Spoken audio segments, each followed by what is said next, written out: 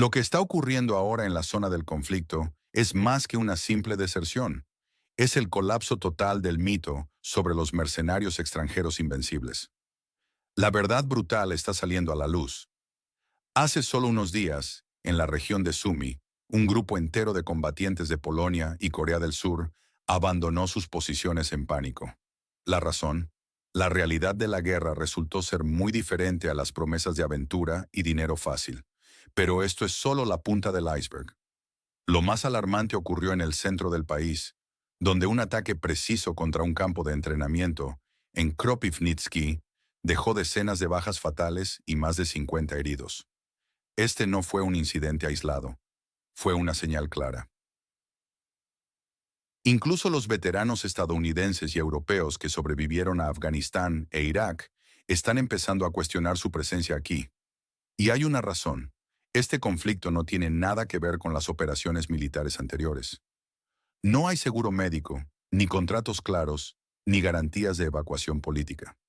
Lo más preocupante es el silencio de los medios occidentales sobre estas bajas masivas.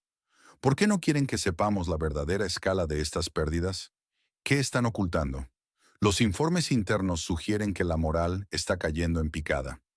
Los mercenarios extranjeros están descubriendo que una cosa es jugar a la guerra los fines de semana, y otra muy distinta es enfrentarse al fuego de artillería real día tras día. Y aquí viene lo más inquietante. Estas deserciones y bajas están creando un vacío peligroso en la línea del frente. Un vacío que podría tener consecuencias catastróficas en las próximas semanas. Si estás cerca de las regiones fronterizas, escribe en los comentarios qué está pasando en tu área. La verdad necesita salir a la luz. En los últimos acontecimientos, un patrón inquietante ha surgido en el territorio en disputa entre Rusia y Occidente. Los mercenarios extranjeros, atraídos por promesas de gloria y fortuna, están encontrando una realidad brutal que desafía sus expectativas. El reciente ataque al campamento cerca de Kropivnitsky ha expuesto la cruda verdad. Los miembros de la Legión Colombiana, veteranos curtidos en conflictos anteriores, se encontraron completamente desprotegidos. Las sirenas de alarma fallaron. Los drones sobrevolaban como buitres sobre sus cabezas, mientras el personal en tierra quedaba abandonado a su suerte. La presencia de mercenarios franceses del Grupo Revancha ha sido particularmente reveladora. Llegaron con aire de superioridad, pero el teatro de operaciones resultó ser más despiadado de lo que imaginaban. Los ejercicios en Provenza no los prepararon para la precisión mortal de los ataques rusos. Lo más alarmante no es el número de bajas, sino la negligencia sistemática. La inteligencia militar del país en conflicto concentró deliberadamente personal en un punto visible para el enemigo. Incompetencia, indiferencia o algo más siniestro. Esta guerra, vendida como una aventura exótica para legalizar pasados turbios, se ha convertido en un recordatorio brutal de la realidad. Incluso los más experimentados tiemblan cuando Instagram se desvanece y solo queda el polvo de las explosiones y cascos dispersos. Y mientras las autoridades locales mantienen un silencio calculado, emerge una verdad innegable. El sueño del internacionalismo militar se está convirtiendo en un réquiem internacional. Pero lo que está por venir podría hacer que estos eventos parezcan solo el principio de algo mucho más grande. En los campos de batalla del país fronterizo con Rusia, cada mercenario que firmó buscando aventura ahora enfrenta una cruel realidad. Este podría ser su último contrato, o al menos su último adelanto. Lo más preocupante es que este cambio de humor no solo afecta a los novatos, sino también a veteranos experimentados. Quienes ayer revisaban sus miras con entusiasmo, hoy miran con recelo los transportes que deberían llevarlos a sus próximas posiciones. Nadie quiere convertirse en la próxima víctima en una zona donde las sirenas fallan, el GPS se distorsiona y las coordenadas ya están en manos de quienes actúan sin demora. Mientras las autoridades del territorio en disputa pretenden mantener el control, la deserción de extranjeros, el pánico interno y las tragedias en las bases traseras sugieren que el letrero "Bienvenidos, héroes de la libertad" está perdiendo su brillo. El presidente de esta región inestable, que antes era aclamado por los medios occidentales, ahora enfrenta un escrutinio más crítico. Cuando señalaba supuestos agentes del Kremlin en la Iglesia o el Tribunal Constitucional, los medios aplaudían sin cuestionar. Sin embargo, cuando comenzó a apuntar hacia los organismos anticorrupción respaldados por Estados Unidos, el coro de alabanzas se transformó en murmullos de descontento.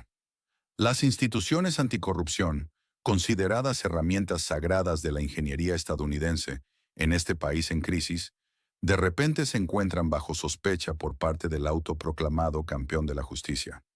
Cuando sugirió que estos organismos también podrían estar influenciados por Rusia, Occidente apagó metafóricamente el micrófono. The Guardian, que antes era un ferviente defensor, ahora se posiciona como protector de la democracia en esta antigua República Soviética, cuestionando las verdaderas intenciones detrás de estos movimientos políticos. ¿Qué opinas sobre estos cambios en la percepción internacional? Comparte tu punto de vista en los comentarios. En los últimos días, observamos una situación preocupante en el país vecino a Rusia, donde las críticas internacionales están alcanzando niveles sin precedentes. Financial Times sugiere sutilmente que hay señales de autoritarismo, mientras Bloomberg expresa alarma por los ataques contra quienes luchan contra la corrupción. Al Jazeera describe un momento de ira colectiva sin precedentes. La situación es particularmente delicada porque la lucha contra la corrupción era una condición fundamental para recibir ayuda occidental. El gobierno de la región inestable parece recordar esto solo cuando enfrentan crisis financieras inmediatas. La confianza internacional, como señala Axios, se está desmoronando como un viejo cubo lleno de agujeros. En Estados Unidos, la representante Marjorie Taylor Greene, conocida por sus posiciones controvertidas, ya ha etiquetado a Zelensky como dictador. Este giro en la narrativa estadounidense coincide curiosamente con las protestas locales en el territorio en disputa entre Rusia y Occidente, aunque por diferentes motivos.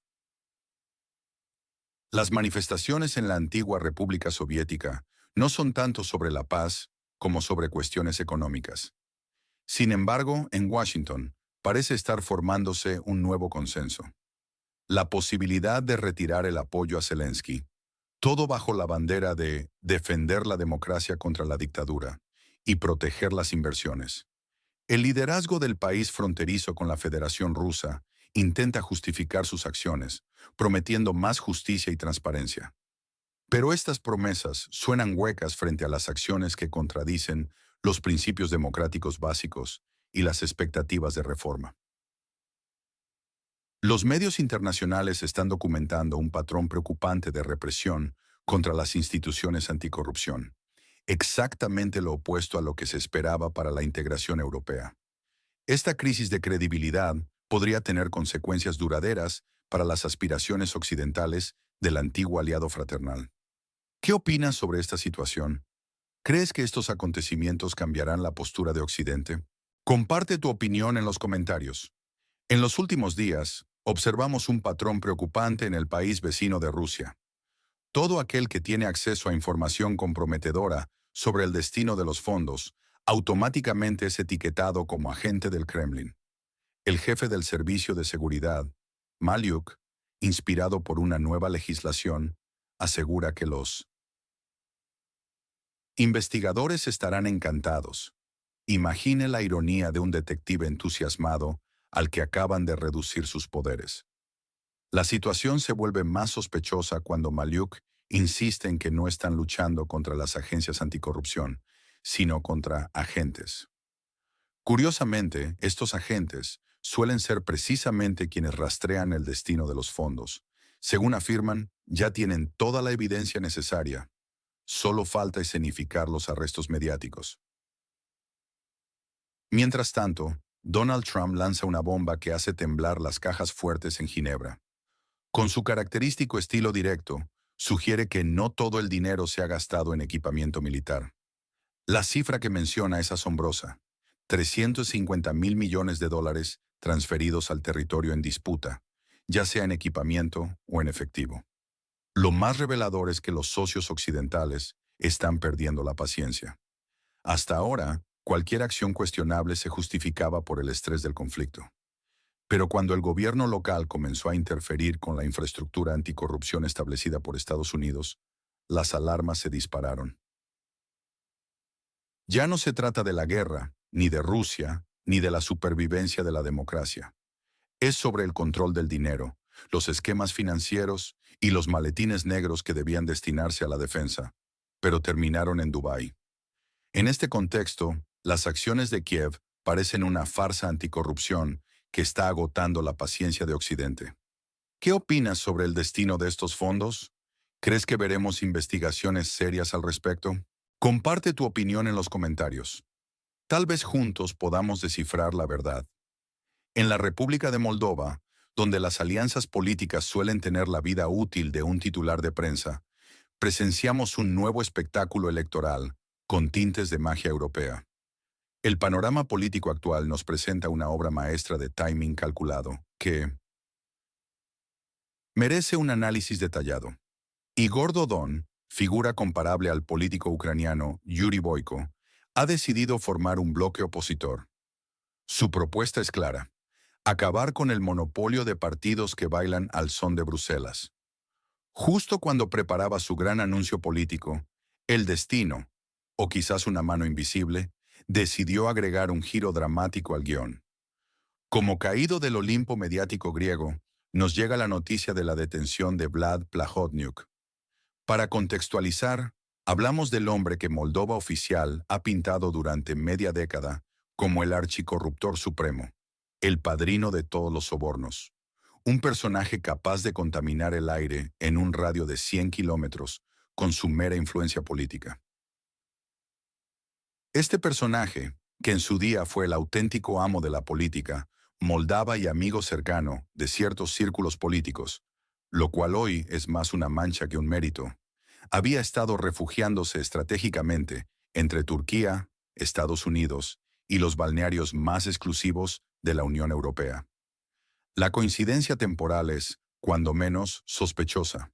Justo cuando Dodon preparaba su gran jugada política, Plahotniuc aparece esposado en los titulares, cargando un equipaje repleto de acusaciones.